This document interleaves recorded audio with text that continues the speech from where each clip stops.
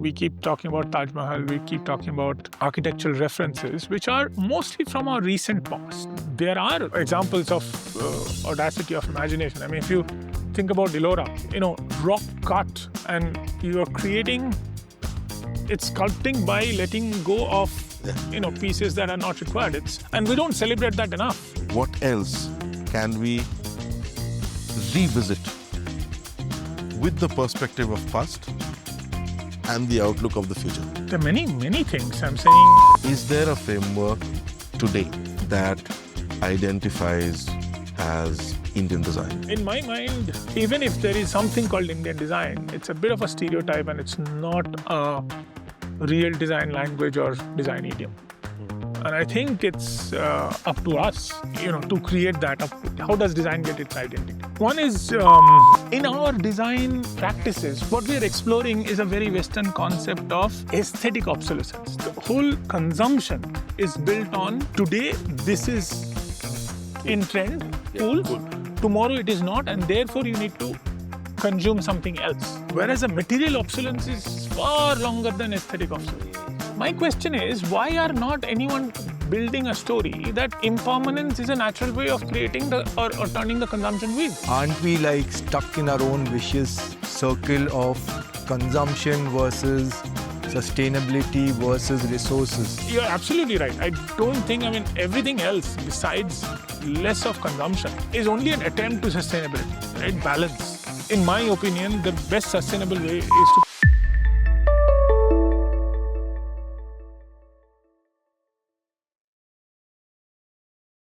Creative Sparkplug is a black book of creative journeys.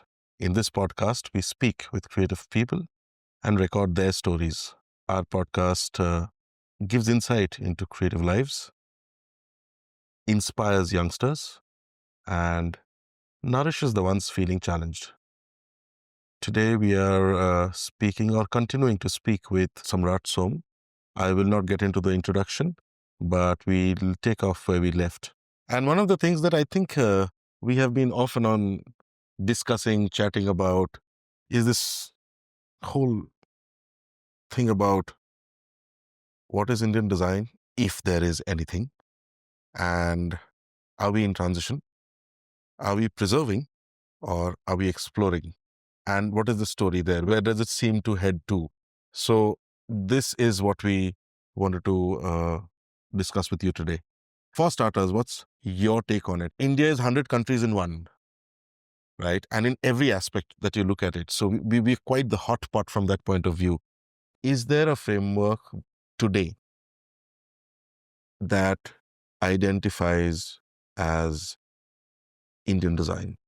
Interesting, yeah. We've been talking about around this subject, we're dancing around this subject a little bit. And so one of the disclaimers, or not disclaimers, I would respond to one of the descriptors that you used, or adjectives. I won't say India is 100 country. India is 100 cultures, right? Country or nation, as we know them, are, more recent advent. If you look at early 20th century, that's when, or late 19th century, 1800s, late 1800s is when the countries or nations were forming as we know.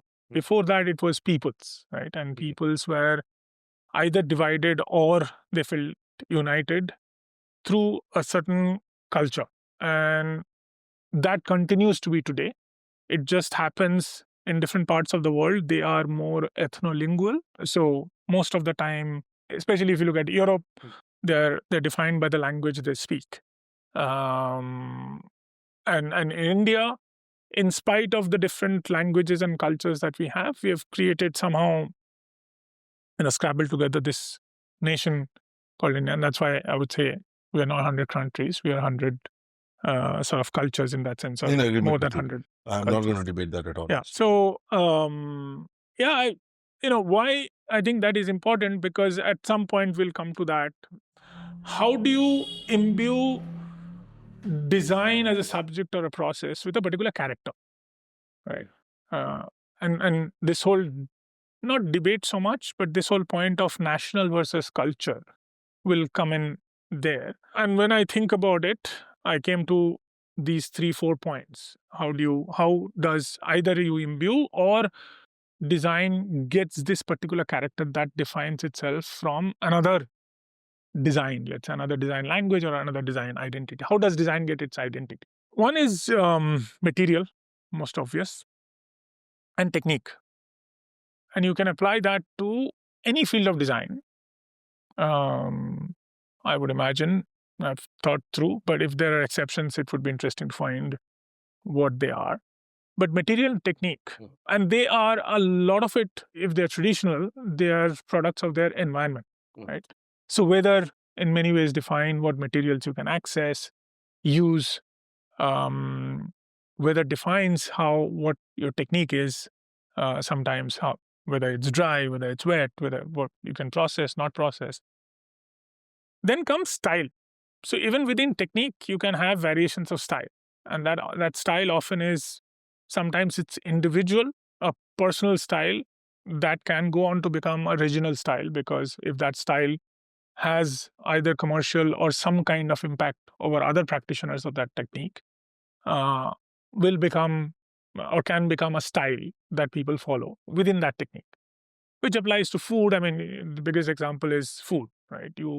Within the same region, let's say if you take South India as an example, you have sambars of different kinds, but essentially the technique of making sambar and materials are more or less same. Sure. Even when they're absolutely same, there is personal style that varies from household to household. Right. And then in a larger, let's say Karnataka sambar is different from Tamil or Malayali. Right? But I think the bigger one is philosophy. Right? And by philosophy, I mean a deeper core thought that comes from, and this is where the nation versus culture comes in, right? Often what we think about as, so we don't really say Danish design or we do Danish design or Swedish design. But the larger thought is actually, it's not so much national, it's a Scandinavian cultural design language. Japan is another example which has created a very definitive, distinguished design language, design idiom. So if I use this as my framework to understand if there is anything called Indian design, it's sort of almost as a counterpoint to these things. You have a Scandinavian design, you have Japanese design, and in fact, in modern times, there's something called Japandi, right? Which is because there are lots of similarities between Scandinavian and Japanese design. Where they come from are different, but how they get expressed is that whole minimalist design for purpose, shorn of ornaments, ornamentation, etc. And in some ways, what you mentioned, elephants, paisleys, etc., in the form of ornamentation, Indian design is distinguished or sort of recognized as maximalist, right? So yeah, I think there is a certain Indian design idiom that is getting developed. I just don't think it's strong enough. It has a certain identity in certain fields of design, which is, let's say, apparel design. It takes a certain, maybe in architecture, because we have had heritage of the whole Indo-Saracenic architecture, and then that sort of that has created certain reference points to which one can go back. And then obviously you have regional architectural practices in India, what you have in the mountains vis-a-vis what you have in Kerala, Tamil Nadu, and all of these are influenced by, it's not a nationalistic characteristic. Right? It's not one for the monolithic nation of India. Yeah. Right? The homes in Tamil Nadu are different from the homes in Assam, different from the homes in Haryana, very distant. Right? So I can't quite remember if anyone has tried to distill what is Indian, and which actually pulls you to a different direction. What is Indian? Right? Is there anything that is particularly Indian besides things that we have created artificially, in the sense there is a national anthem? What do I have in common with someone in Nagaland, coming from Bengal and practicing in Delhi and Bangalore? What do I have common with someone in Nagaland or Arunachal? I don't have a common language. We may understand common things. We may understand a national anthem, army, the definition of India, etc. But is there something that is common in India? And if there is, then only there is a possibility of imbuing your design practice with that. Or then we'll have to accept that there can't be monolithic, like there's no one Indian food, which used to go on at some point. Indian food is curry, and it still does when you say Indian food. But that's getting broken right now. Right? That myth is getting broken. There are chefs and food practitioners, food designers, whoever are taking regional food to the international. So yeah, in my mind, even if there is something called Indian design, it's a bit of a stereotype and it's not a real design language or design idiom. And I think it's up to us, to create that up to. In the sense, when I say up to us, it's obviously up to us, Indian design practice practitioner fraternity. But those who are in their mature state of practice and those who are, let's say, now thinking about what next, and whether you call it legacy, whether you call it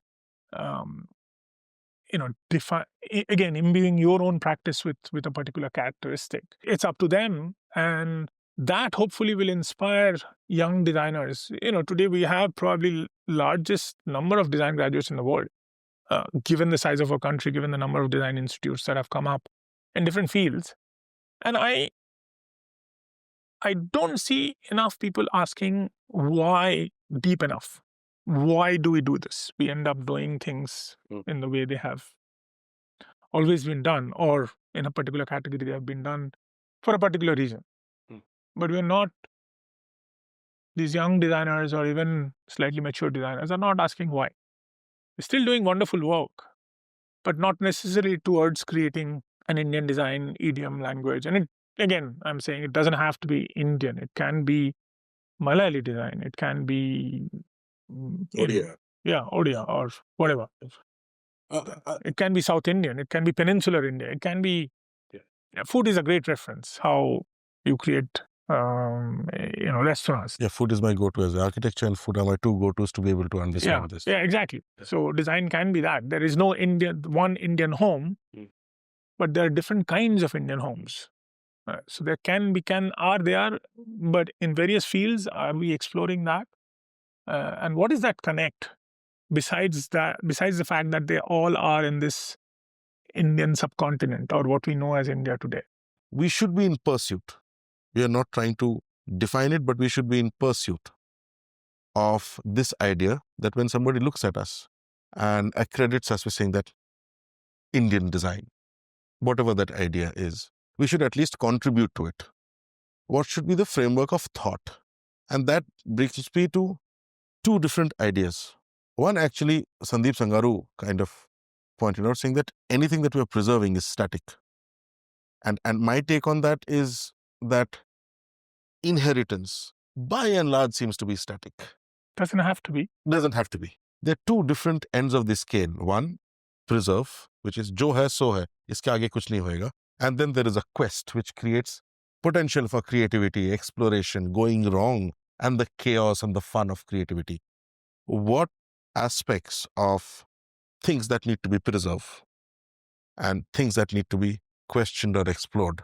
It is an ever-present duality in every culture, right? Once I had the fantastic fortune of Kenya Hara, one of the the founding creative director of Moji, who was in Bangalore for a talk. And rather a foolish question, that I said, in Japan, in Japanese design, you see this whole, or Japanese culture, forget design, you see this duality, right? There's manga and there's, Japan was always in the forefront of experimental, in everything, the experimental. They were at the edge, right? They probably still are, but I'm saying, and I don't want to conflate Japan and Korea, but around that space, they explore things to the extreme, whether it's pornography, whether it's graphic design, whether it's animation, so that there's that part, which is supremely decorative, sometimes chaotic and, kitschy. And on the other hand, you have this whole Zen philosophy, and then whole expression of that in minimalist designs, and Moji was that. So how How does he deal with this, and how did he? And I said it's, and he pointed out that it's there. You look at India, you have Bollywood, and you have all your these things are very maximalist, right? Like we're saying, and there I think so. I'm digressing a little bit, but not too much. So there's this duality, and we sometimes get blindsided that about this duality. We end up probably choosing, not deliberating enough, choosing something almost as default. So if you look at this whole India maximal or maximalist India kind of a thing, we keep talking about Taj Mahal, we keep talking about architectural references, which are mostly from our recent past, more recent past, right? If you look at our clothing, if you look at our architecture, all of that gets sort of defined as Indian from our recent past. But we don't go back. So there is a whole part of India that was not as maximalist, not as ornamental, right?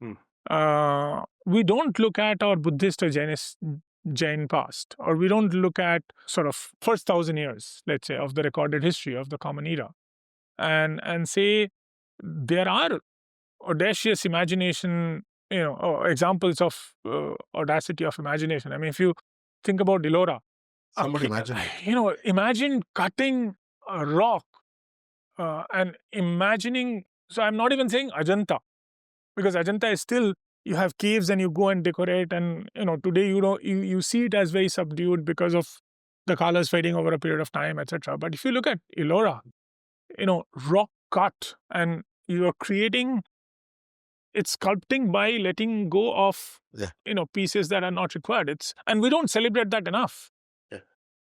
Right? So I'm saying at one level, we are very conveniently choosing parts of our history where we are calling some people invaders, but we're choosing that part of our history as defining as the Indian aesthetic, right? And we're not going back, or we're not exploring. I'm not saying we have to go back. We're not exploring different parts of our collective culture, if there's one culture, and saying, are there things that we can take? So that's to respond to the duality, that we are not exploring it enough. I'm just giving an example. In all our imagination, whether it's Amar Chitragatha, whether it's the TV series that we see, whatever references we have in our, and all of those are based on some research in our old scriptures, etc. Let's say if there, I don't believe in this, that there is a 1192 with the invasion of Muhammad Ghori, or defeat of Prithviraj Chauhan by Muhammad Ghori, and the start of the Mameluke dynasty in Delhi. We say that's the time there's this so-called invaders who came in to India, right? And it is political, but I'm saying everything is political. And I absolutely defy that logic. But I'm saying if that is the case, then how come everything that we wear today is only from there, and we are not challenging? And from there on, then obviously there's a mix, the world opens up, there's this whole Western world, and there's jacket, and there's this. The only thing sort of survives is in women's wear, which is sari. But everything else is, even after sari, the most common women's wear in India is this whole salwar kurta, right? Which is also Last couple of 100 years. Right. So, or let's say last 1,000 years, right? It's, Okay, I wouldn't know that. yeah, I'm saying it's more, if there is something called More Islamic, contemporary, right? No, not contemporary. I'm saying if something called Islamic, then it's an Islamic influence, right? I'm not getting into the debate of whether they're from outside or inside, but they are definite an Islamic influence in our culture of clothing. Before that, women wore kanchuli and sari, some variation of sari, Right. or they covered their breast and covered their waist, and that's it. And they had some kind of a draped fabric. And men wore the same way. They wore a draped fabric. They didn't actually stitch much, right? And they wore an angavastram or a, right, because that was the weather. Right? If the Rajputs or the they were Rajputs, the Chauhans, and in the northern India, I'm sure they wore more clothing. So I understand why, if northern India had that kind of clothing. But today it's everywhere we wear same kind of clothing. that is from last 500,000 years. We have not gone and explored what it is to wear clothing or what people wore more than 1500 years back. Hmm. And why can't we explore that more? Right? What fabrics, etc. It's all connected, right? One could argue that our environment is changing today where we are, for the kind of things that we do. Obviously, it doesn't support the way. That's not necessarily true. We don't wear exactly the way the Mughals wore or the Sultans wore or even the British wore. We change the proportions, we change. And I'm talking more from apparel because that's where most of my experience lies, but it can apply to larger conversation, food, right? all of Food, everything. In fact, if you look at Indian history and history as a whole, the only person who offers an alternative to this inexorable, unrelenting march towards Westernity, or if we say Western idiom or language as a counterpoint to Indian, is Gandhi. He's the only one who says khadi, who goes bare-chested everywhere, who wears a little dhoti or whatever is termed as loincloth, etc. But yeah, even in winter you have shawl. And now today we have gone on to a different space. But so we are not looking at history in a, how do I say, we are not probing it equally. If at all, we have a recency bias, right? So that's one part. Then the other thing that you brought up is what we preserve, static, and then there's whole chaos of trying to find something new. And in some ways, this is connected to what I was trying to say, is that it doesn't have to be static. You can keep it static, but it doesn't have to be static. And it is not static. In many cases, it is not static because many of our crafts are thriving, continue to thrive, because we have such a one traditional garment called sari. I would say in textile crafts, most crafts that are thriving or continuing without being sort of endangered is because we have something called a sari. Okay.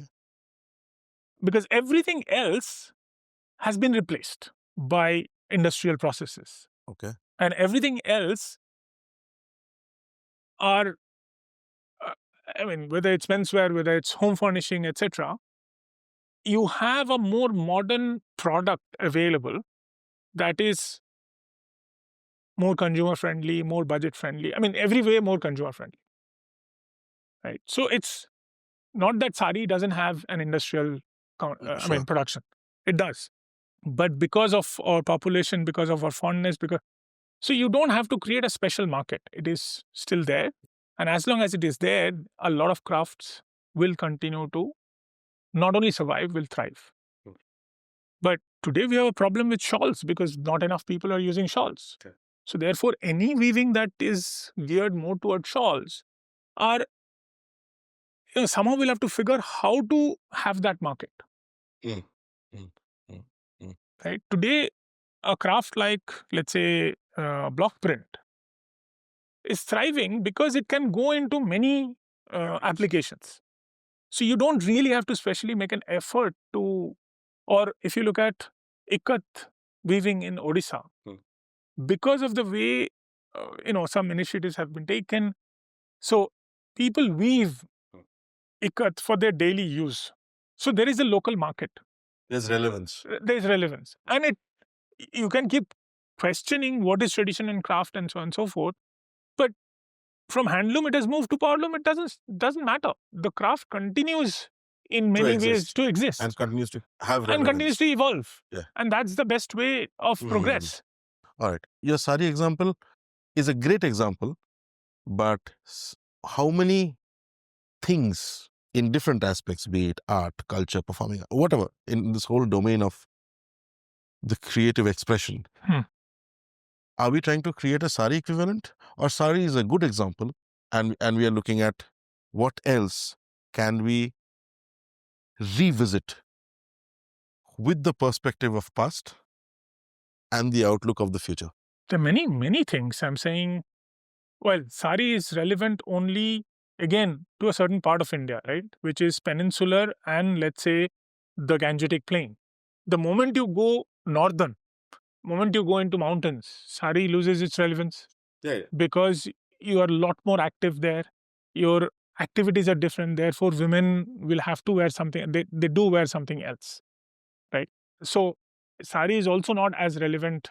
Not as relevant. I'm saying it's not absolutely pan-Indian. It's just a large part of India. It is relevant to. I will go back to food and say, if one were to say, what is Indian food? I think only one common denominator is it's full of spices. It's mostly full of spices, not necessarily hot, but flavorful and spices. It's not bland. And anywhere you go, except for, again, there is, if you go to the Himalayan, if you go to the Himalayan regions, because of, it's a product of their environment. You don't have access to so much spice, but you don't have that much of time to make it flavorful and so on and so forth. I mean, the essential goal is nourishment, and therefore you do make do with what you have. But today, if you go to Ladakh, and we just did one research last year, research trip on one of my motorcycle trips with Royal Enfield and UNESCO and all of that, where you go and look at skew. It's a spaghetti not spaghetti. It's a what do you call pasta kind of a thing that in the region of Ladakh a lot of people eat. It's a specific shape of pasta, but it's made exactly like pasta. I mean, exactly like pasta, and the same ingredients. Dough, and then it's cooked in a kind of a broth. And there are people who would say, before the 60s, it used to be completely bland. And over a period of time, as there has been more interaction, even more interaction, it's not that interactions have been happening for forever, but even more interaction with mainland India, interaction with armed forces, people going into armed forces, coming back, traveling, whatever. The skew takes on a lot more spice than it used to traditionally, than it ever had. That does not stop the skew being skew, that it is today. Neither are you saying, because if it stopped, it wouldn't have been relevant, right? If it was only a dish that was being made once a year for some festival that is traditional, it will, over a period of time, it will disappear. Right? Because, and it is, some of those customs are disappearing as more people are coming out of, let's say, that region. And it's not easy to practice what you could practice naturally in Ladakh, in Chennai, or in Bangalore, or in Calcutta. Right? It's the same sort of issue we encountered when we went to Arunachal Pradesh, and there is something called Pikke Pila, where they, where they have aged pork. And the age of the pork meat represents prestige, and the older it is, you use that for even more prestigious or as prestigious an occasion, right? Not necessarily for taste, because what they say, after 6 months of curing, it stops being any more tasty. Right. Maybe a year, but beyond that, it actually diminishes in taste. But it's the ability to hold a piece of meat for 3 years, 4 years actually gives it value, and therefore you use it for that prestigious an occasion. But if you live in, let's say, for some reason, for your work, takes you to Madhya Pradesh or wherever, let's say, how would you age a pork? The weather is completely different. Weather is completely different. So you do it only once a year, once in 3 years, or twice in your lifetime. Right? When you have your whatever birthday or your child is born, and then it slowly sort of disappears. So I think it's much better to progress with time. And that's how your practice is. So, going back to this whole Japanese, there is a philosophy called Mingei, right? Which played a big part in this, creating this new Japanese aesthetic that we know as, which is literally art of local art, art of local people, like folk art. And you see that parallel even in Scandinavian design movement, that Nordic folk art, how that comes in, how you have local wood, and how do you process that local wood from the color of birch, and, how do you do simple lines, because to do anything more is extra effort and extra resources, which you actually don't need. So how do you, and then from that comes, how do you process wood? right? Through heat, through plywood, etc. So you have all these Arne Jacobsons and Pantons and all these examples. So in some ways they are carrying forward that tradition, right? And industrial processes have come in, but you are carrying forward a tradition of folk arts, and they have evolved. So today, let's say in case of Scandinavia or in case of Europe, sometimes you don't really recognize because there are no traditional or very few traditional practitioners of the craft in its original form. And you still do that in Japan because there is still, it's sort of this Asian culture where we have, where there is still a group of people who are still practicing in the most original form or whatever, oldest form, and then there has been some industrial infusion. I think in India, the other side is there. The infusion is not happening everywhere as much. The research is not happening, or the inquiry or the practice is not happening in bringing these practices into a modern practice. So it is happening to an extent, to let's say, at least to my knowledge, in textiles.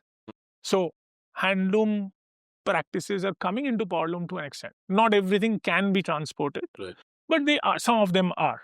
Like, let's say, ikat is an example. Right. But if you're doing jamdani, you won't be able to do it on powerloom. There are lots of embroidery technique.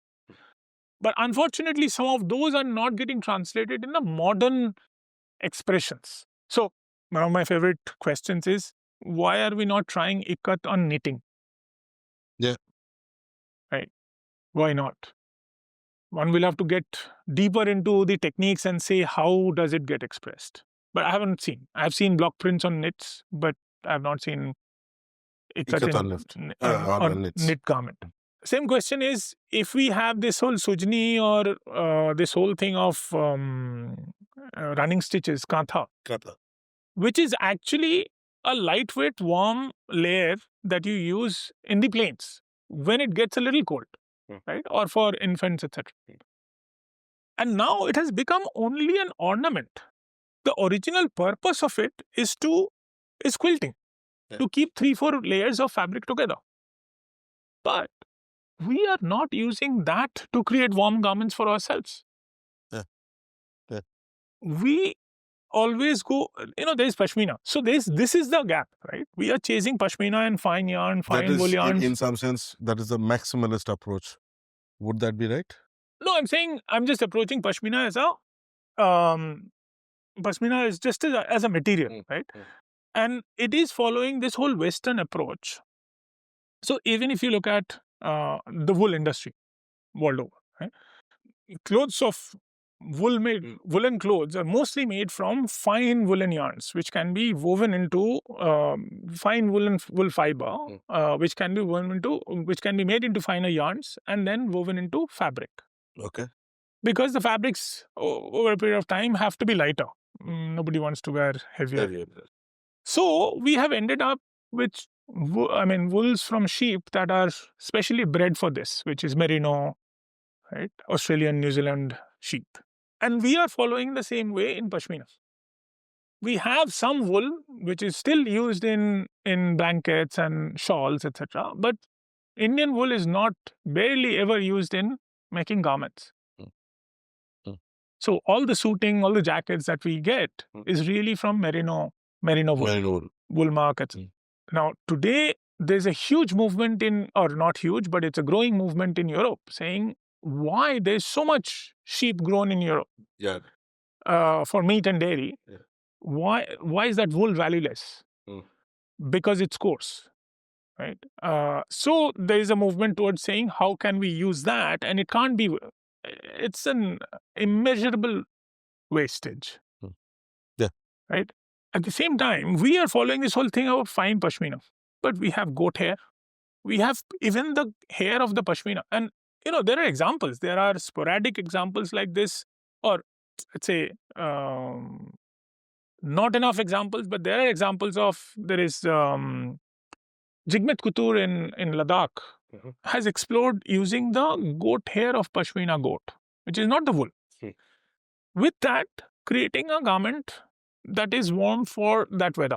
I'm saying, why are there not enough textile mills, textile designers, brands exploring this hair or cheap wool to make fillings for warm garments? Why are we chasing down jackets that are, a sort of Western concept? I actually have a down jacket which has a similar stitch as that of Katha. So when I hang it up against the light, it's pockets where the... Yeah, that's how you hold the downs in that pocket. But I'm saying you can replace that and you can make it more accessible because you're doing it here, right? But these are material examples. I think the larger philosophical thought, if one were to look at India, coming together as not a plural culture of, a plural cultural concept, right? Then some of the things that bind India as a thought is this whole philosophical, almost spiritual thought of impermanence, right? Imperfection, impermanence, the balance of both, accepting both. And these are not necessarily Indian thoughts, these are universal thoughts. Actually, in Japanese Buddhism, it comes in Japanese Buddhism. And where does Buddhism come from? From India, right? So somehow we have let go of that, and Japan has picked up and created a whole philosophy about that, from that, which goes into whether it's their Ma, which is using the space as an element in design. The negative and positive space, both of them are equal. They contribute to their design, whether it's in graphic design, whether it's in UI UX, whether it's your space, spatial design, whether it's in furniture, any product design. But we have not, there is wabi-sabi, right? Imperfection. So I'm saying there are these ideas that are there, and we have a very strong idea of this impermanence, which, without getting into the religion, it has actually influenced the religions that have come in, the cultures have come into India or come into this space, because it's most such a Indic strong... philosophies are... One Indic philosophies, but anyone who has come in, if you look at Sufi, this whole sense of impermanence actually permeates through. Now, actually, I agree with you that this whole idea of impermanence is one of the things in which we influence their thought and philosophy. Right? Please continue. So even the Western world has now almost responded to, not responded, it has become their vocabulary, karma, right? So in some ways you're saying it comes back, whatever you do, whether you believe it or not. This whole reincarnation is an understandable philosophy. I won't say fully accepted, but people understand it. But in our design practices, we are not exploring, let's say, what we are exploring is a very Western concept of aesthetic obsolescence. This is what we are talking about, right? The whole consumption is built on, today, this is in trend, cool. Tomorrow it is not, and therefore you need to consume something else. This is not relevant anymore. Whereas a material is a lot more, it goes far longer. So material obsolescence is far longer than aesthetic obsolescence. Yet, material is impermanent. Right? It can, there are several examples of that, whether we burn effigies or, the Ravana Dahan or whatever, our idols, and they're immersed, and, and we spend so much in creating idols. And you find that even in Islam, there is this whole thing of imperfection, right? You leave something in the creation of your art so that it says that only Allah is perfect, and as a creator, you're not perfect. So how are we not exploring these ideas in our design? And they don't have to, again, always go back to your folk or it doesn't have folk to go materials or traditional because a lot materials. of things are not folk per se. It is practiced thought. Folk is what? Folk is a class division between high art and low art in that sense. Folk is people, right? People, their art and craft. No, but you're also giving examples of things that are not symbolic of a product or a material or a finish or a visual identity, but things that have been practiced, which is more an approach to doing things than ye cup hai as a definition. In fact, I'm going as far as saying leather, let's say. You're all familiar with the product leather. So there's one part is leather, and that weathers well. It's a noble, in some ways, noble material. But today, because there's several ethical questions about use of leather and whether it's ethical or not, and so on and so forth. And what is the alternative that you have? One is to go back to textiles, but there is also this whole PU, which is again chemical, synthetic, and not necessarily very sustainable. But we are not looking at other fibers like banana, like coconut, like tomato. It's not that we are not looking at. There are people who are looking at. There is a fantastic facility in West Bengal which is looking at banana. There are lots of usage of coconut, but not much in apparel, and it can be fantastic. I've seen some swimming trunks and surfwear made out of coconut fiber, not in India. So I digressed a little bit, but I'm saying as an alternative to leather, if PU is the alternative, there's a lot of work that is happening in coconut, banana, tomato, all these things. And these are modern technologies, these are nothing to do with craft and history. So, but the challenge that these guys are facing is they are not sturdy enough like PU or leather, right? So people are not, the businesses are not sort of promoting these, or they are not adopting this quick enough. My question is, why are not anyone building a story that it is a natural way of consumption? Impermanence is a natural way of creating or turning the consumption wheel. So if you make a bag out of banana fiber or tomato fiber or coconut fiber, it is not going to last you as long as a PU or leather. But it gives you a sort of more sustainable alternative to leather, which over a period of time will wear out and therefore will create a need for consuming rather than a need for consuming because this style of bag or this color is obsolete in terms of style, in terms of aesthetics.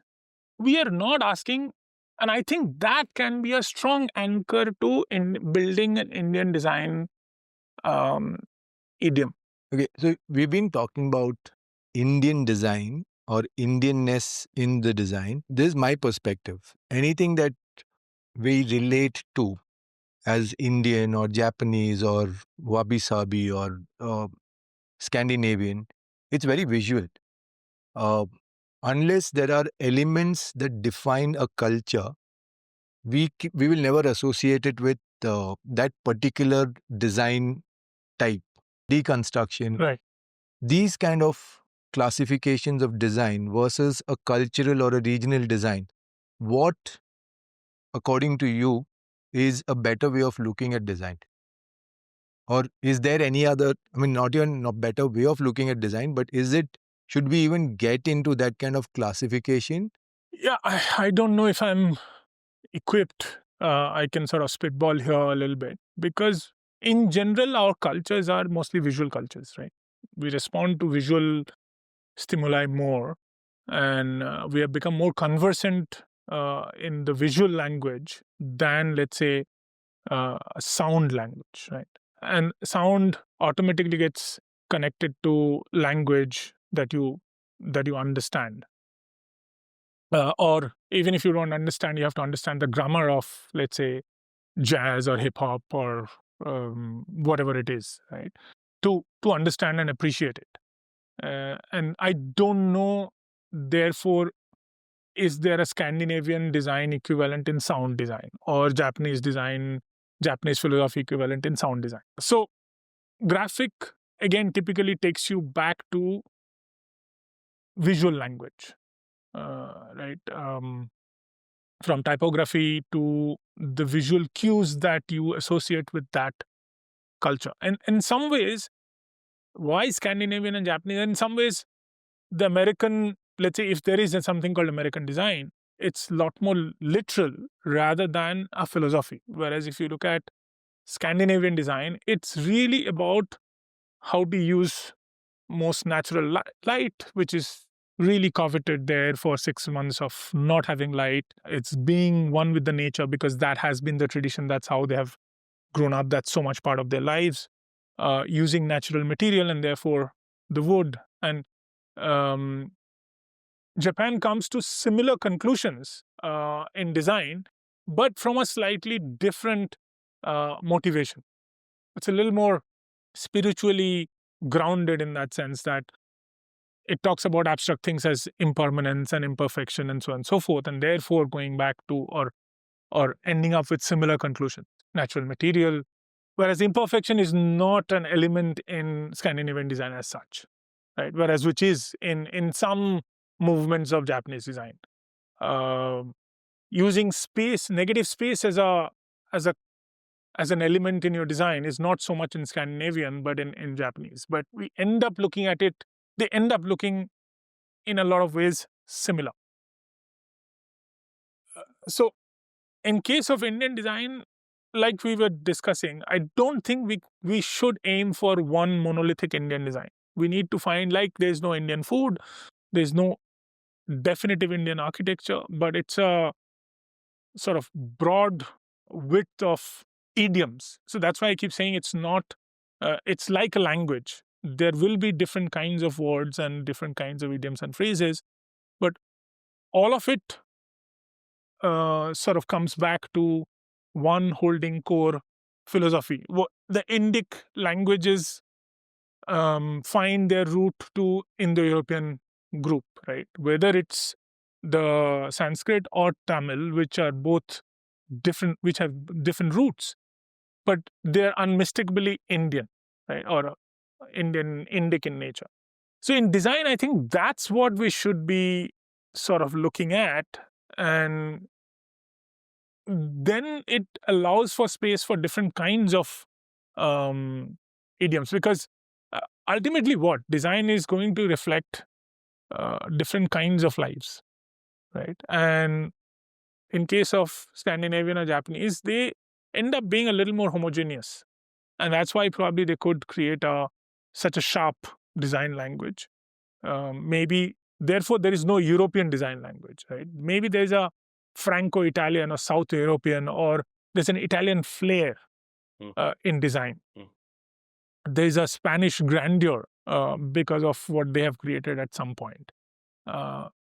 American has an effervescence. American has some kind of exuberance, but it's not. You would never say it's minimalistic. You would never say it's grand in that sense.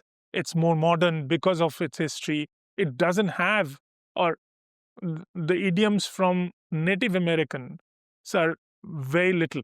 There's a truncation of that almost. Truncation, some people have appropriated it. There are brands that have appropriated the American, Native American motifs and continue to use them. And whether it's a matter of who accepts them, what is your ethics and how you accept them. But it's not sort of hugely, when you say Aztec, or if you look at Aztec or Native American motifs, they're not necessarily American, what you understand as American design, right? Then they're Aztec, then they're Native American. You almost treat it as a subculture. Subculture, yeah. You use it, it's not even a dialect. You look at it as a language that is a smaller language, spoken and understood by a smaller group of people. You're aware of it, but it's not as well understood everywhere. So in case of India, I think we'll have to, if we are in quest of this, and we should be, is to accommodate for that. In graphic design and typography, like you mentioned Shiva, he's doing fantastic stuff. I mean, my friend Rajesh, co-design, they're doing absolutely fantastic stuff, being inspired by India and bringing in that kind of idiom, even when they're doing, Roman script or Latin script, or what we know as English alphabet script. Film is a very new medium, right? Therefore, it's barely 150 or 150 plus years, maybe 175 years of filmmaking. Film. When did Lumiere Brothers come about? Late 1800s, early 1901, 1903, early 1900, right? Beginning of 20th century. Beginning of 20th century. So it's barely 125, 130 years. Even there, Indian films have a language, right? And over a period of time, that language has evolved. And in many ways, it also borrows a language from our, theatre, folk art, jatra, all sorts of folk performance arts. And that informs, and over a period of time, with our interaction with the Western world and their language, it is, it has a sort of plethora of idioms that are quite diverse. But they have always reflected different kinds of lives that we live. In fact, if you look at Bollywood, if you look at 50s, 60s Bollywood vis-a-vis 70s, very angry young man, that kind of imagery, the nonsense of 80s, and then the advent of multiplexes, how it has changed. And now with OTT, the kind of films and stories that are being made, it is constantly changing, and there is a certain medium that has developed in Indian filmmaking. Actually, that's a very interesting example, because if you look at the faces, repetition, and the styling of even the protagonists of those stories vis-a-vis what the OTT platform has done, the protagonists have changed. They're a lot more real. They're a lot more like you and I. And they're not godly anymore. They're not the better than the others kind of a thing. Yeah, so I think the idea is to find that real connection rather than chasing a template or chasing an example that we find from outside and deriving something from there. Because you can't control what you get, especially today, what you get influenced by. I mean, it's a very random, unrelated example, but because I think these conversations should also be about your personal practice and how more lived experiences, right? Rather than theoretical, because we all can talk about so many theories and what has happened. I was just thinking about this whole motorcycle clothing, which was one of the impact projects that I've done. If you look at motorcycle clothing, the whole thing generated in the Western world, because motorcycles is a modern product that has no history in India. Then using Royal Enfield itself is an English word. right. But I'm saying motorcycle as a product, and then using motorcycle for your leisure travel, replacing the horse motorcycle, and therefore creating protective garments or products for motorcycles is a Western concept. But it should not stop people, or it should actually make people think that even though that's what it is, in India, the context is different, right? So typically, most modern motorcycle protective gear is, rain protected, right? Waterproof. So what it does is, why it is, because in most parts of Europe, it's always raining throughout the year, except for, let's say, 15 and a half hours of summer. It's drizzling, but it continuously drizzles. It's not like a few drops. It drizzles. So you want a jacket that is not letting water in. You also, the weather is more temperate, and therefore you can always use a layer. There are very few times it's so hot that you can't wear a layer. So most products are developed for that environment. Whereas in India, it doesn't rain. When it rains, it pours. But there is a whole period when it doesn't rain, it's dry and hot, right? Or it's humid and hot. And when it rains, that waterproof jackets or those waterproof jackets or pants are not enough, because they are meant for protecting you against drizzles. When it pours, you have to wear a rain jacket, a proper rain jacket, which is, fully waterproof and not trying to do both, right? Which is ventilated and abrasion resistant and so on and so forth. You need a proper rain jacket.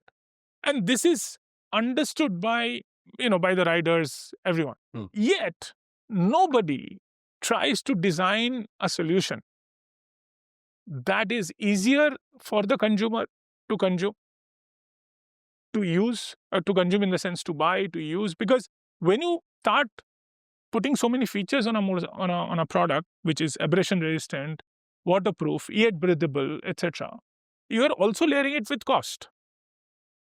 And in a country which is not as wealthy as most European or American, most European or United States, affordability and therefore ability to protect yourself on a motorcycle ride goes down. Now, why can we not develop and propagate an idea of protective motorcycling gear that is for this country, that is mesh, that allows you for breathability throughout the hot summer, and then you say, oh, if you want to protect yourself against the pouring rain, then you wear a raincoat over it. and you take it off when it's not raining. Hmm. But why are you trying to follow this whole Western concept of versatility in one garment?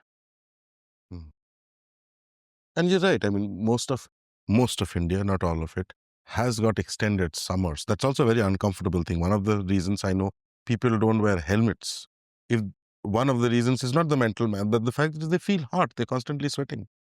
Apart from the fact that I'm fog is saying coming. 85 to 90% of the country, 80% of the time is warm. But we are designing not for that, because we are going and taking something that is already there. And we're saying, oh, now I do a bit of cost engineering and how can I produce it here? And consumers don't know better. Or even if they knew, if it is not available, they're not able to. Yeah, I mean, we are accessing what is available and we adapt ourselves and our behavior. Like our contemporary kitchens in India is actually the last two generations of adaptation. Our grandparents did not cook in a situation and context like that. And in agreement with what you're saying, the amount of maintenance issues, oil clogging of our chimneys and all of that, plus the fact that we are a tropical country and nobody's kitchen at the rear end is accessible, which means there is butches inside and fungus inside. Yeah. We are a country. And how we cook, right? We cook with more oil, we cook for longer, there are splatters, there is color. So there are multiple things on the platter. There is never one single thing. Yeah. Dal rice is a different operational chain. There are two different operational chains. And it's not one thing steamed together. So yeah, I think that's the thing, right? People will have to, in some ways, that's what we were trying to do at Royal Enfield. But now I'm slightly miffed when I see it. It's gone back to, and that's what, in many ways, Siddharth and I agreed that we should do something like this. But I'm sort of disappointed to see that it has gone back to following the cues of the category as defined by Western things. And it's not only Royal Enfield. There are other motorcycle clothing manufacturers in India who are following the same principle. So one is we don't have enough designers who are questioning. They are not able to somehow take along their commercial partners to convince them that this is worth. It's very similar to that conversation that we were having, that if we can make a bag out of banana fiber, maybe it's not durable, but that should not stop us from not pursuing it. It should actually encourage us to create a story that anyway in 2 years' time, you don't want to sell a bag to someone. Even when you're trying to sell a PU bag to someone, you're not saying you buy this and forever be happy, right? You want them to come back, whether it's 6 months, 1 year, you want them to come back and buy it. But the reason you're creating for them is, oh, now I have a new shape, or now I have a different print, or now I have a different color. Rather than that, why are we not saying you will wear, which used to be our thing. We wore clothes and clothes wore out, and therefore you went and got new clothes. Which is why if you were the oldest in the family, you had new clothes. The other ones probably grew up on hand-me-downs. Yeah. And that also got recycled further and further. Yeah. Kata stitch did that, right? Like the sari. Yeah. Used to worn clothes, not only saris, worn clothes, because they're softer, they would be used for the newborn so that they are soft against the skin and so on and so forth. And then it became the papocha. Correct. But there was a whole cycle. Yeah. It's interesting you're saying that this is a conversation I think we had, I don't remember whom, but we had this conversation wherein ways of doing things, and not particularly an art form or a craft form, ways of doing things in not too far ago India, indifferent of the age, whether it was medieval, ancient, or whatever it is, had a way to be sustainable. So the thought itself was very sustainable. In some sense, we have there too, there is an overlap with what you are saying, that our idea of what we should do and what we should not is a last couple of 100 years of baggage almost. And I won't call it baggage as such. I would say it's natural, because industrial processes were not there. So what you're saying was true to 17th, 18th century England as well, right? if you had a jacket, very few people could. There were no tailors where you could, or there were very few people who could actually afford to go and get themselves a new jacket stitched, right? So you would wear the same jacket over and over again. You would hand it down. Once in a while, you would get because there was no advent of middle class. It was only rich people and poor people. Poor people did not have this access. Because of advent of industrial processes, things became cheap and more people could afford. And of course, the whole restructuring of the social classes. Therefore, there's a middle class, and that kept pushing, and therefore, that's the consumption cycle that started. But what I'm trying to say is we are not exploring materials. We are not exploring the idea of this whole material obsolescence vis-a-vis aesthetic obsolescence. We are chasing this aesthetic obsolescence or functional obsolescence. Even today, of course, we have debate. There are many debates about this whole phones and how your laptops, etc., they become slower over a period of time because you have new operating systems and so on and so forth, which is sort of planned obsolescence. This is this whole debate of capitalism. I'm not going in there. The whole consumption engine seems to be on this aesthetic obsolescence, especially in design things, even in cars, right? The whole idea is, you buy a new car because the shape is new, the color is new. Of course, there's a new technology, and therefore you're saying the old technology is obsolete, and that part will continue. But those who are in the business of these lifestyle products, and different products have different life cycles, right? You cannot. When you're in architecture, your obsolescence is of a different kind. But again, why do we need to paint every 5 years, right, or every 10 years? What we are saying is an aesthetic choice. You're bored with this thing, which is one way of looking at it. Yes, sure, but are we thinking in a different way to keep this consumption cycle going? So one of the things that I don't know if you're accepting this is that there has to be consumption to keep the economy going, right, towards a more equitable world. And somewhere this discussion becomes a little more political, in fact, very relevant.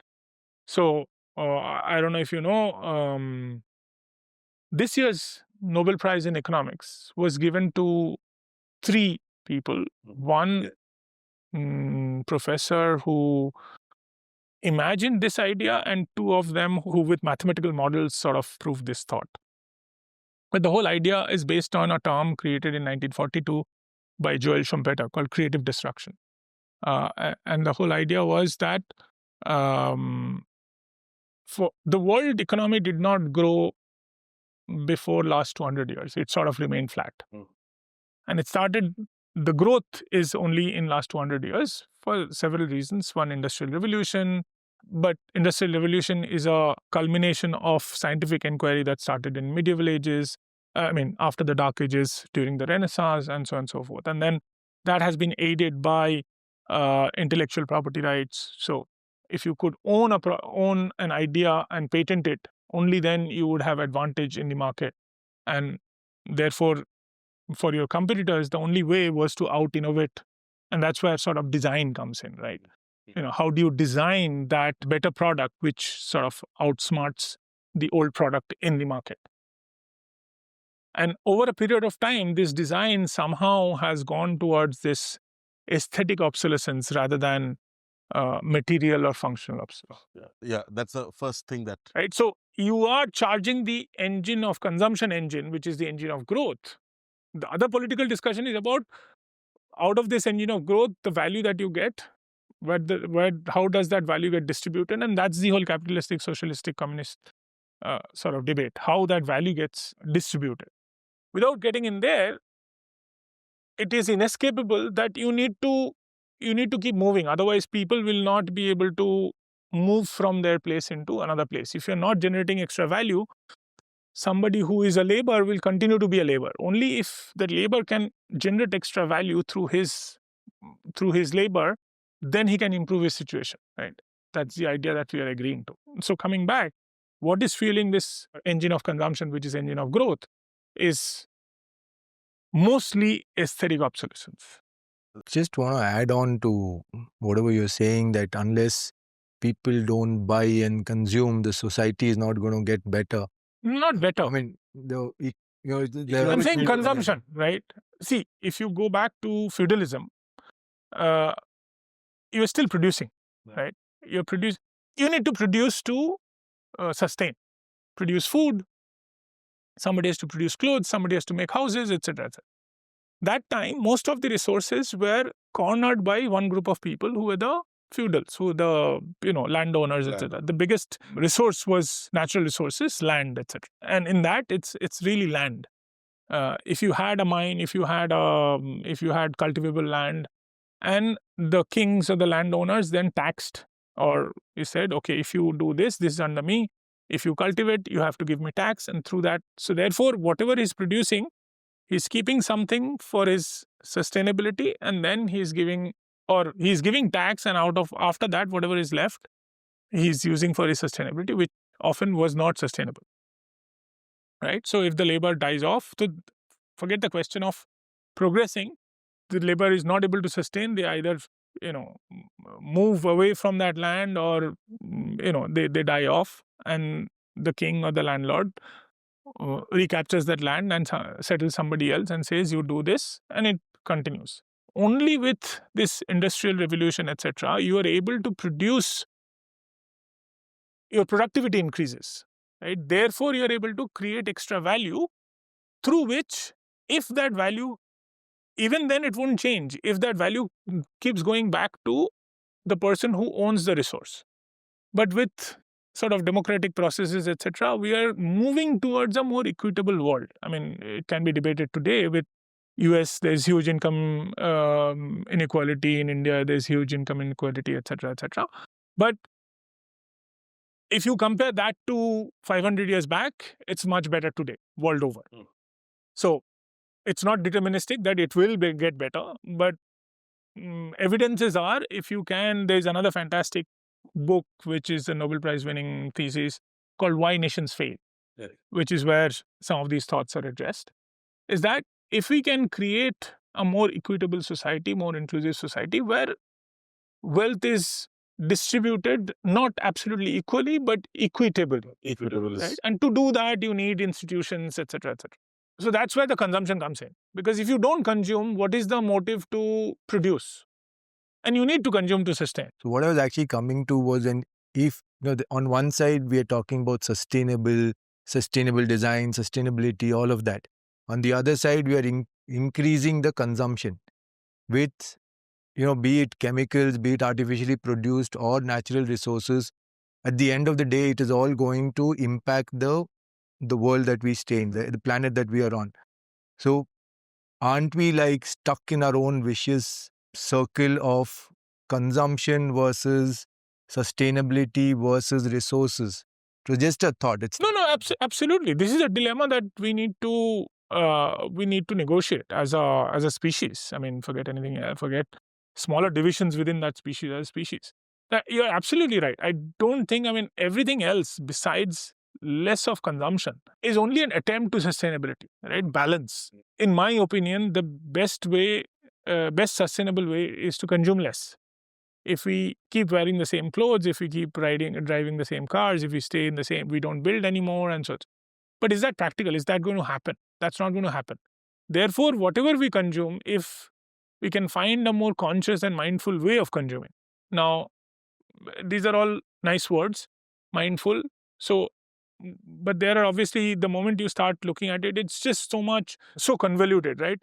Is cotton, is every natural product more sustainable than a man-made product?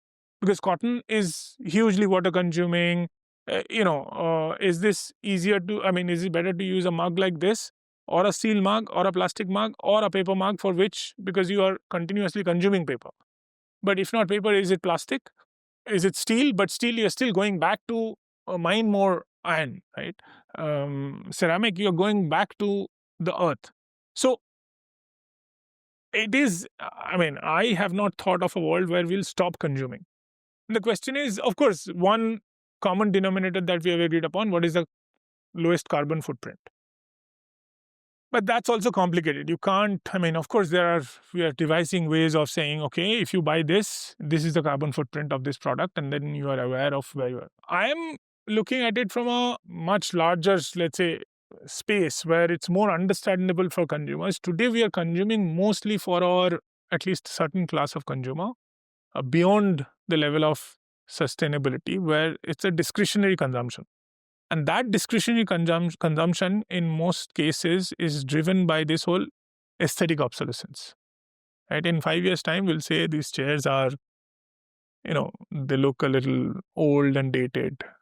We need to change the look of this. Rather than the chairs are falling apart. Right? Which is one functional. The functional is coming from the material of the chair. Now, instead of wood, if they were steel, they're unlikely to fall apart. In that case, the material is not going to be obsolete, right? Even plastic chairs break. But the problem with plastic chairs is you cannot recycle them and they become landfill. Same with wood, let's say, steel. It's very difficult to recycle that steel chair. But what do you do? Because the material is not going to be obsolete for a long time. And functionally also, it's not obsolete. It's just aesthetically obsolete. Whereas if you use more natural things like wood, that's what I'm saying. Can we move towards that so if a banana fiber bag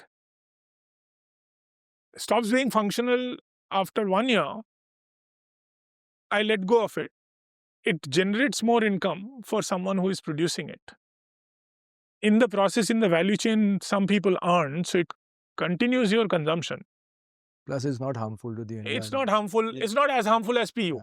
So at one level, you have leather, so if I want to buy something that I'll use, I know I'm not swayed by this whole aesthetic obsolescence. I can buy a beautiful leather bag that will serve me for, like we are talking about these pencil cases, that will serve me for 20 years. And therefore, I am happy. I am more sustainable, but I am not contributing to the consumption cycle. So if that were to be the case, all the leather artisans will be out of work. Because once everyone has a leather bag, then they don't need, every time an 18-year-old or 20-year-old who goes to work buys a leather bag. So you have demand for bag only that much. I think I should not say grassroots level, but maybe that is the term for it. It also creates relevance. Producing or creating something which has the potential of consumption also creates relevance between any two fellow human beings that exist. Like somebody sitting in Russia, I will never meet him. I don't know him. What is my relationship with him? The time that we spend on Earth, I am doing something or contributing to this whole cycle of consumption, wherein I'm producing something and I'm consuming something back to live my life. He is also doing the same thing. So in some sense, the cycle of I want something and I have something to give, offering and need, both ability to provide and need to receive, creates a relationship between two human beings. Yeah, I don't know as far as Russia, but I'm saying, no, I get your point. So local economy, right? How do you, like I said, if in Odisha, if they had all moved to polyester clothing, then first of all, what you're saying, that will not be there. There's no connection between local producer and local consumer because everything is coming from somewhere else. And polyester clothing doesn't sort of get diminished very quickly. So you replace them only because either you change size or there's a new fashion. And the old discarded ones become landfill. But if you have cotton sarees, whether woven in handloom or cotton fabric clothing, whether woven in handloom or in power loom, over a period of time, they tear. They get destroyed. They get reused for something as like rags at household, etc. Or they're given away. If you change size, they're given away to somebody else because they are softer, they're still good to wear. And then when they wear out, they are biodegradable. And in the process, there is a local producer who is continuously getting the job. And, in some ways, I was discussing this in another conversation, is this whole thing about preserving craft or design heritages of our cultures, etc. And these crafts need preservation because they don't move. Mm. And they don't move because nobody is making their story relevant Irrelevant. Yeah. in different spaces, right?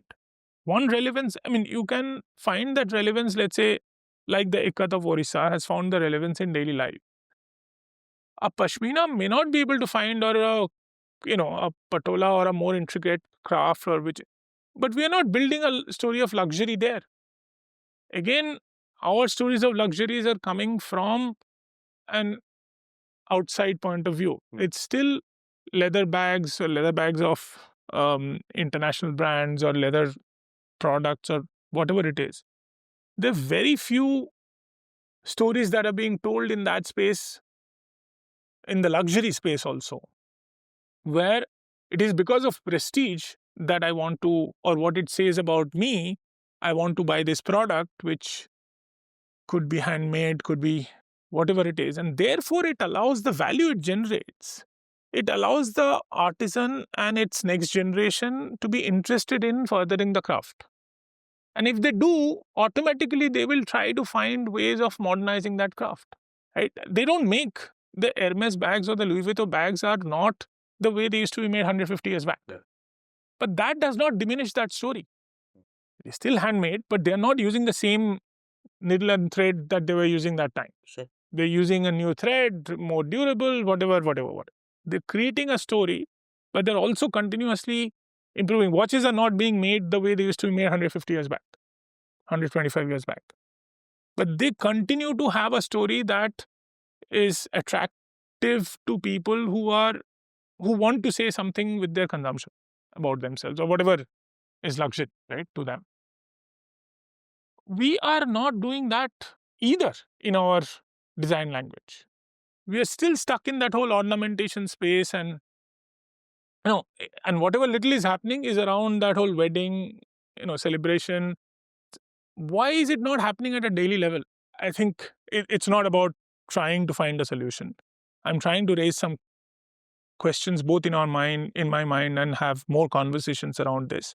Is that in women's wear, we still have, let's say, a raw mango and a pero and many such equivalents, which are operating almost at that space, right? In home, you have the good earth and you have advents of some of these where this story has been created, people are consuming, may not be at the scale, and they're using it every day. So you could wear a raw mango sari every day. Yeah.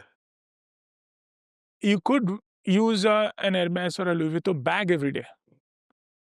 But where have we created a product in menswear that I can use every day, yet it is luxury, either luxury or at a level, at a mass level, middle class level, whatever level, but it helps me sustain.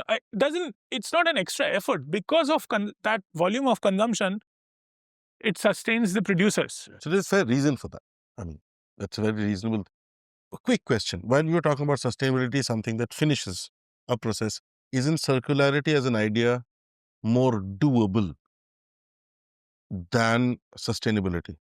Because circularity doesn't disacknowledge the fact that we are relevant from an economic point of view in this whole scheme of consumption. It ensures the prioritizations that the idea of sustainability brought forward as well. Instead of chucking this t-shirt, wear it as long as it lasts, right? Or repurpose it so that you're doing the same thing, or reuse it, or give it to somebody else who's got use for it, you may not have use for it. So isn't circularity a more doable idea which takes into consideration what sustainability makes you prioritize on? I don't know. I don't have a definitive answer. I think a lot of these solutions will have to exist side by side. It will not be one. It will not be only circularity or only mindful consumption or only no consumption. I don't think there will be one of these. Yes. There will be all of these side by side, that you are choosing mindful material, you are choosing materials that at some level, depending on what your story is, longer lasting, and you're not falling prey to this aesthetic obsolescence. At another level, you are choosing things that are maybe less durable, but they are therefore biodegradable. They are more kind to the nature. Sure. And then there are things that are circular, which plays back to your durable things. A leather bag can continue if you maintain it, and you don't have to own it. Somebody else can own it who has this, and therefore they continue. But if it doesn't, it can be repurposed and fed into other things. Still, the material is still relevant and it's not going to a landfill. Right. Once again, for the paucity of time, we will have to stop a conversation. But this should happen because what I personally take away from this conversation is the fact that, and I think I don't disagree with it. I personally also agree with the fact that one thing that we know about this whole pursuit of what is Indian should have some sense of continuity to it. It is WIP in our own independent journeys, but it's at a pursuit at best. And the conversation was looking at, can we put some guiding principles to go towards it? And in that, I think what I found in our conversation as very, very relevant and almost like something that leads the path is this acceptance that whatever is considered Indian, representing the whole idea of anything that is Indian, with all its variances and all its plurality, will be a quest, and probably an exclusive quest, in not going in the direction of homogeneity, but having a collective idea than a more homogeneous and consistent idea. That is probably how we are going to be very, very different. I'm not saying this is our exclusive problem. I'm just saying to us, it has been a quest. I'm happy to know that we are not looking at, from the other thing that came out of this conversation is, the goal is not to have visual entities, but to be able to visit materials and ways of working and approaches to things. And the fact that a lot of these things coming together needs to be looked at from a relevance point of view. So the purpose of a certain material or a way of doing things changes, thus keeping alive and contributing to the idea of India, or what should be Indian. Yeah, it's. I think it's rather than collective, I would say it's a collection of ideas. And whatever we mean by India, I still don't know, and probably none of us are equipped. And that's why this conversation needs to be a lot more broad-based. And with a lot more people. Yeah. By that, that's what I mean by broad-based. That I don't know what is the Naga design philosophy, or what is the Apatani design philosophy, and they are as Indian as we are. Yeah. And therefore, how has that progressed, and how should some of those thoughts can come in as much as the maximalist India? And we should encourage people to think, especially those who are in the mature stage of their practice. They must think and explore design that way. I wanted to ask him, we've had 2 conversations with him and we've enjoyed it. There's a 3rd conversation I want to have with him, but that will be about identity and pride. I would like to link that identity and pride with his travel journeys. And that'll be design. another conversation. Whenever we do that. Yeah, because at the end of the day, I need to be proud of my pursuit as well. I'm not trying to create an identity, but I want to contribute to it. And I need to be proud of that whole process of being a part of it. But that'll be a good conversation to have. But what I wanted to ask him is, in some sense, very distinct conversations that have happened. The first one was more about going through his mind book of all the stories that are there and pull them out while we created this in a loose chronology of his life. The second one was looking at the side of him that he's invested in his life in his maneuverings, not a straight line, of course. What has been your experience of having this conversation vis-a-vis that one? I think the more personal one was, or about myself, was a bit more rambling. I don't know how relevant that is for the listeners or people who are interested in design in general, or if that fits into this creative spark list. I mean, creative interest. Those who are interested in creative spark. I definitely enjoyed this conversation a lot more because it makes you, I think, more effective conversation is where both go away and the listeners also go away having more things to think about.